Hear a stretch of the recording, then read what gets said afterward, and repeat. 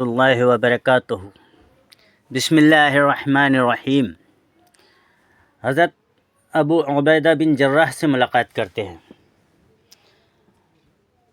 حضرت ابو عبیدہ بن جراح نے حضور صلی اللہ علیہ وسلم کے ساتھ تمام جنگوں میں شرکت کی توفیق پائی۔ دوران جنگ آپ کی تمام تر توجہ آپ صلی اللہ علیہ وسلم کی طرف مبذول رہتی تھی۔ جب بھی آپ کو محسوس ہوتا کہ اس وقت آپ صلی اللہ علیہ وسلم کو میری ضرورت ہے تو آپ ایک وارفتگی کے عالم میں حضور صلی اللہ علیہ وسلم کی طرف لپکتے۔ آپ ان چند صحابہ میں سے ہیں جو غزوہ احد میں حضور صلی اللہ علیہ وسلم کے ساتھ ثابت قدم رہے۔ حضرت ابو بکر رضی اللہ تعالیٰ عنہ فرماتے ہیں کہ جنگ احد میں جب حضور صلی اللہ علیہ وسلم کو تیر لگا اور آپ کے گال مبارک میں قوت کی 2 کڑیاں پیوست ہو گئیں تو میں آپ صلی اللہ علیہ وسلم کی طرف بھاگا۔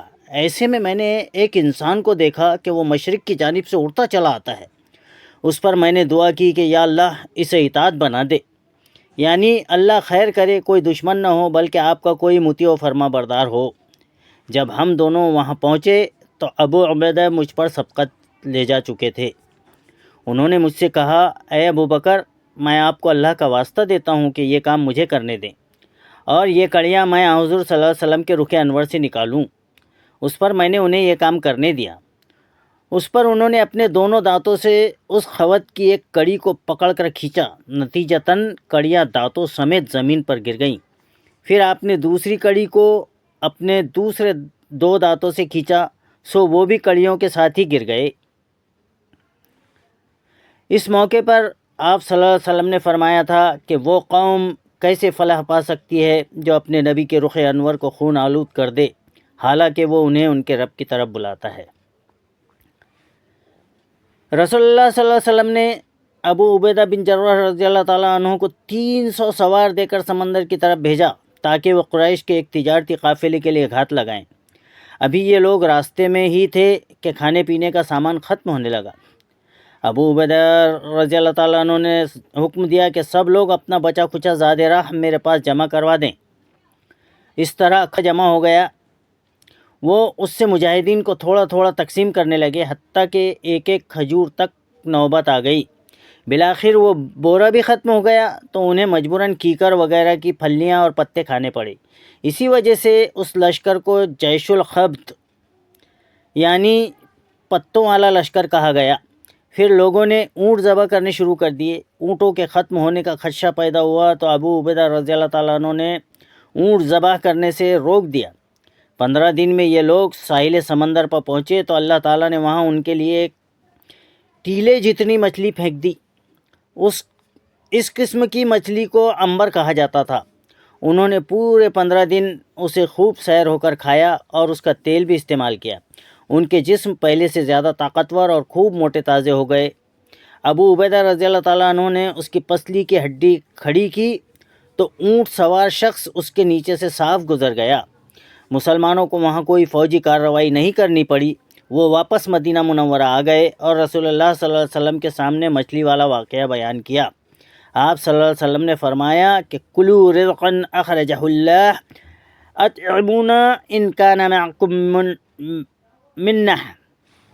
یہ رزق تھا اللہ تعالیٰ نے تمہارے کھانے کے لیے بھیجا تھا، خود بھی کھاؤ اور اگر اس میں سے کچھ باقی ہو تو ہمیں بھی کھلاؤ۔ ایک صحابی نے آپ صلی اللہ علیہ وسلم کی خدمت میں اس مچھلی کا گوشت پیش کیا تو آپ نے تناول فرمایا۔ صحیح بخاری۔ امواس کے علاقے میں طاعون پھوٹی تو اس وقت اسلامی فوج وہاں تھی جس کی قیادت حضرت ابو عبیدہ رضی اللہ تعالیٰ عنہ فرما رہے تھے۔ حضرت عمر رضی اللہ تعالیٰ کو ان کے بارے میں خدشہ پیدا ہوا۔ انہوں نے آپ کو لکھا کہ اگر میرا یہ خط شام کو ملے تو صبح سے قبل میرے پاس چلے آؤ، اور اگر صبح کو ملے تو شام سے قبل چلے آؤ، مجھے آپ سے ایک ضروری کام ہے۔ حضرت ابو عبیدہ رضی اللہ تعالیٰ عنہ معاملہ فہم تھے، فوراً اس کی تہہ تک پہنچ گئے کہ آپ مجھے طاعون سے بچانا چاہتے ہیں، اس لیے بڑے باادب انداز میں معذرت لکھ بھیجی کہ مجھے حضور کا خط ملا ہے اور اس سے میں آپ کا قصد جان گیا ہوں، لیکن میں چونکہ اس وقت مسلمانوں کی فوج میں ہوں، میں ان کو اس مصیبت کے وقت چھوڑ نہیں سکتا۔ سو عذرائے کرم مجھے اس حاضری سے اجازت مرحمت فرما دیجیے۔ جب حضرت عمر رضی اللہ تعالیٰ عنہ کو آپ کا خط ملا تو وہ رو دیے۔ لوگوں نے پوچھا کہ کیا حضرت ابو عبیدہ رضی اللہ تعالیٰ عنہ کی وفات کی خبر آئی ہے؟ تو آپ نے فرمایا کہ اگر نہیں بھی آئی تو آ جائے گی، کہ اس بیماری سے نجات کی کوئی راہ نہیں۔ مسلمان فوج کے بہت سے زیادہ عظیم لوگ اس میں شہید ہو گئے۔ حضرت ابو عبیدہ رضی اللہ تعالیٰ عنہ اردون کے ایک چھوٹے سے گاؤں غور میں دفن ہوئے۔ وفات کے وقت آپ کی عمر 58 برس تھی۔ آپ کی نماز جنازہ حضرت معاذ بن جبل رضی اللہ تعالیٰ عنہ نے پڑھائی۔ واللہ عالم بالصواب۔ تو یہ تھے ہمارے آقا آپ صلی اللہ علیہ وسلم کے صحابی حضرت عبیدہ بن جراح۔ اللہ تعالیٰ انہیں کروٹ کروٹ جنت نصیب عطا فرمائے، آمین یا رب العالمین۔